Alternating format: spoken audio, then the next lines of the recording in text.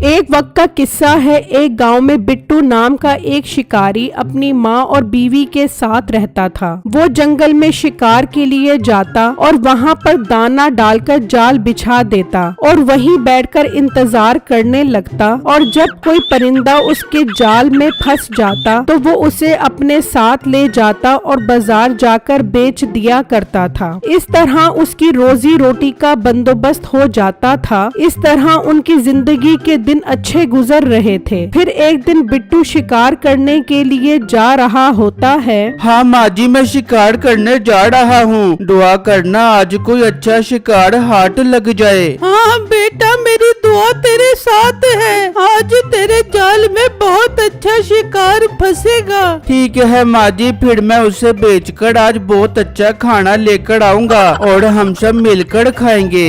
ये कहकर बिट्टू जंगल की तरफ निकल जाता है और वहाँ दाना डालकर जाल लगा देता है और इंतजार करने बैठ जाता है। काफी देर हो जाती है, कोई भी शिकार नहीं आता। ये आज जंगल के परिंदों को हो क्या गया है, कोई परिंदा ही नहीं आ रहा। वो सोच ही रहा होता है कि अचानक वहाँ एक बहुत खूबसूरत मोरनी आ जाती है। बिट्टू की खुशी का कोई ठिकाना ही नहीं रहता। बिट्टू उस मोरनी का जाल में फंसने का इंतजार करने लगता है, लेकिन बदकिस्मती से वो उड़ जाती है। ओहो, ये क्या हो गया, मोरनी मेरी जाल में फंसी ही नहीं। इतनी खूबसूरत मोरनी मैंने पहले कभी नहीं देखी। कुछ भी हो, मैंने ये मोरनी जरूर पकड़नी है। अचानक उसे बंदूक की गोली की आवाज आती है। वो आवाज सुनकर चौंक जाता है। ये क्या, इस जंगल में और शिकारी कहाँ से आ गया? कहीं उसने उस मोरनी को मार तो नहीं दिया? मैं जाकर देखता हूँ। जहाँ से उसे गोली की आवाज आई थी, बिट्टू उस तरफ निकल जाता है तो करीब ही उसे एक शिकारी नजर आता है। भाई साहब, आप इस जंगल में क्या कर रहे हो? इस जंगल में बंदूक लेकर खड़ा हूँ तो शिकार करने आया हूँ और मैं यहाँ लूडो खेलने आया हूँ। क्या मतलब, आपने उस मोरनी पर गोली चलाई थी? हाँ, गोली तो उसे लग भी गई थी मगर वो जख्मी ही उड़ गई। पता नहीं कहाँ गई होगी, सारा शिकार बर्बाद हो गया मेरा। चलो दूसरे जंगल में चलकर उस मोरनी को ढूंढते हैं। वो शिकारी वहाँ से चले जाते हैं और बिट्टू जगह जगह उस मोरनी को ढूंढता है, लेकिन उसे मोरनी नहीं मिलती।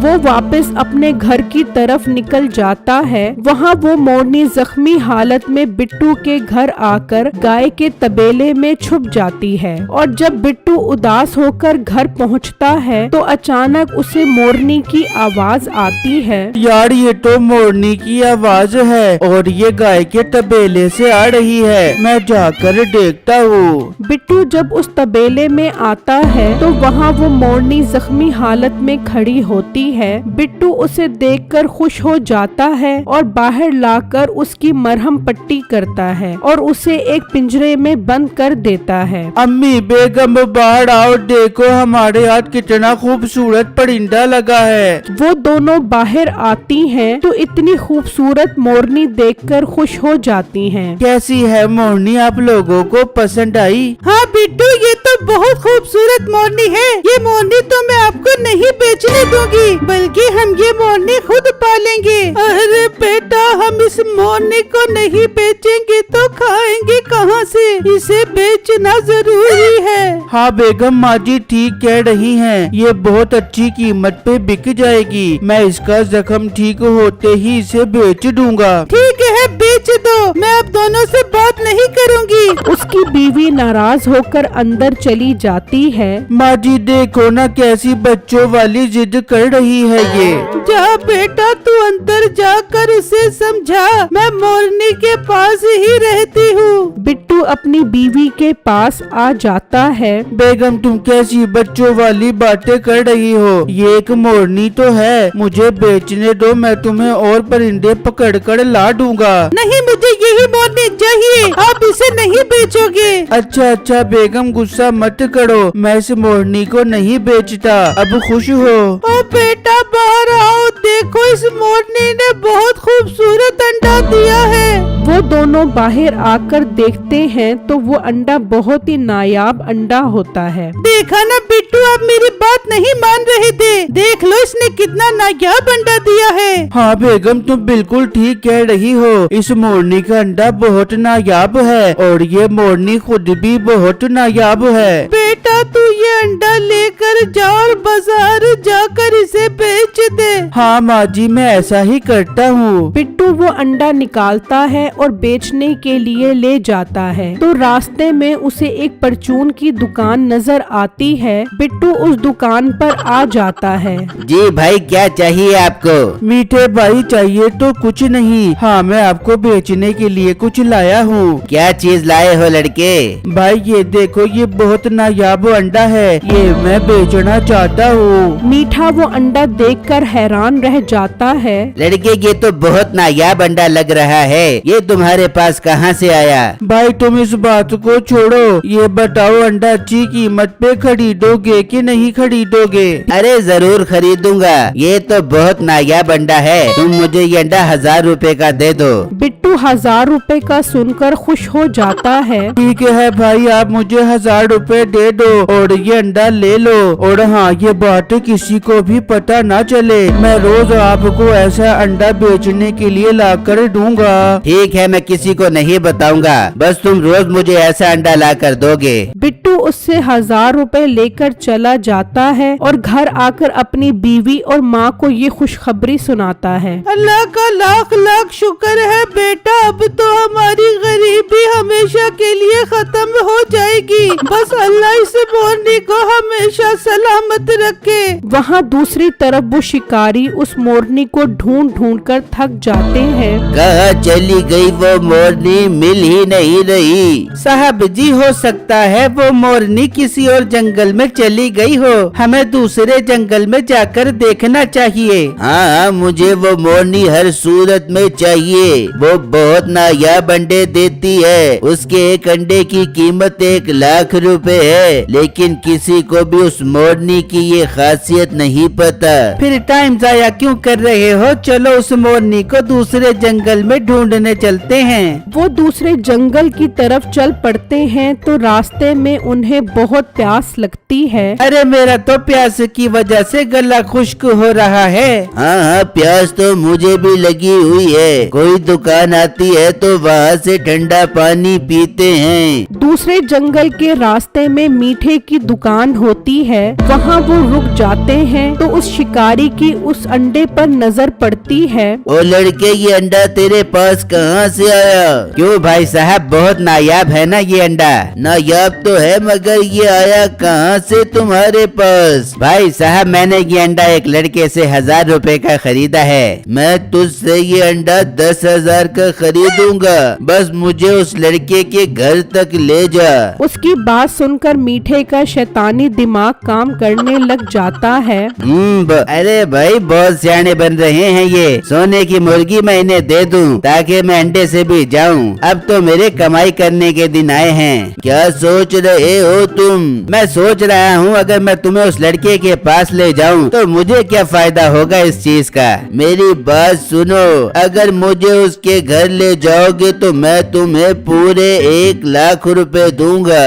क्या 1 लाख रुपए? अरे मेरे प्यारे भाई जानू, आप कल शाम में मेरे पास आना, मैं आपको उसके घर ले जाऊंगा। ये बात सुनकर वो सब खुश होकर वहाँ से चले जाते हैं। अरे वाह भाई का मजा, पूरे 1 लाख रुपए की दिहाड़ी लगेगी। फिर जब अगला दिन निकलता है तो बिट्टू उस मोरनी के पास आता है तो देखता है कि उसने वही अंडा दिया होता है। वो उसके पिंजरे से अंडा निकालता है और उसे बेचने के लिए मीठे के पास आ जाता है। आ गए हो भाई अंडा बेचने के लिए? भाई अंडा ले लो और मुझे 1000 रुपए दे दो। मीठा उससे अंडा लेकर उसे 1000 रुपए दे देता है। बिट्टू वो पैसे लेकर चला जाता है तो मीठा उसके पीछे पीछे जाता है और उसका घर देख लेता है। हो गया मेरा काम, अब 1 लाख रुपया मेरा पक्का है। मीठा ये कहकर वहाँ से चला जाता है और अपनी दुकान पर आ जाता है और उन शिकारियों का इंतजार करने लग जाता है। वहाँ बिट्टू अपनी बीवी से कहता है,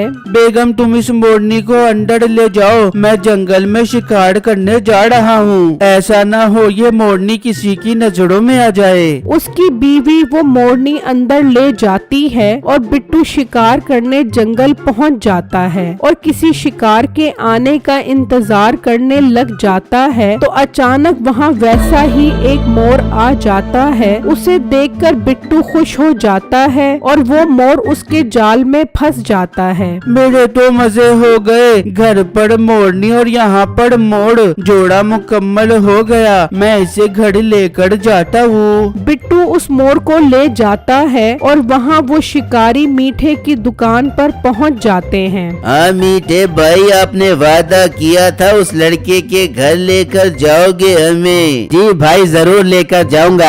आप परेशान क्यों होते हो? मेरा 1 लाख रुपया दे दो। तुम्हारा 1 लाख तुम्हें मिल जाएगा, बस तुम मुझे उसके घर ले चलो। हाँ हाँ चलो मेरे साथ। वो सब बिट्टू के घर की तरफ निकल पड़ते हैं और वहाँ बिट्टू भी घर पहुँच जाता है। देखो माँ जी, मैं जंगल से मोर पकड़ कर आया हूँ। बेगम वो मोरनी कहाँ है? बिट्टू वो अंदर है, मैंने उसे दड़बे में बंद किया हुआ है। जाओ बेगम उसे लेकर आओ। उसकी बेगम जाने लगती है तो वो सब वहाँ पर आ जाते हैं। साहब जी मिल गई वो मोरनी, देखो उस लड़के के हाथ में है। तुम तो वही हो जो जंगल में मोरनी का शिकार करने आए थे।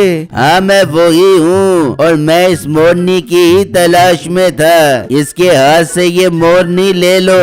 वो बिट्टू से मोर छीन लेते हैं। भाई साहब मैंने आपको इस लड़के का घर दिखा दिया है, मेरा 1 लाख रुपया मुझे दो। कौन सा 1 लाख रुपया? चल भाग जा यहाँ से। तुझे पता है ये मोरनी कितनी कीमती है? इसका एक अंडा 1 लाख रुपए का बिकता है। भाई साहब मैंने अपना वादा पूरा कर दिया है, मगर आप अपना वादा पूरा नहीं कर रहे। तू निकल यहाँ से, बड़ा आया 1 लाख रुपया लेने वाला। वो सब मोर लेकर चले जाते हैं। भाई मुझे माफ कर दो, मैंने लालच में आकर आपके घर का पता बता दिया, मगर उन्होंने मुझे 1 लाख रुपया भी नहीं दिया।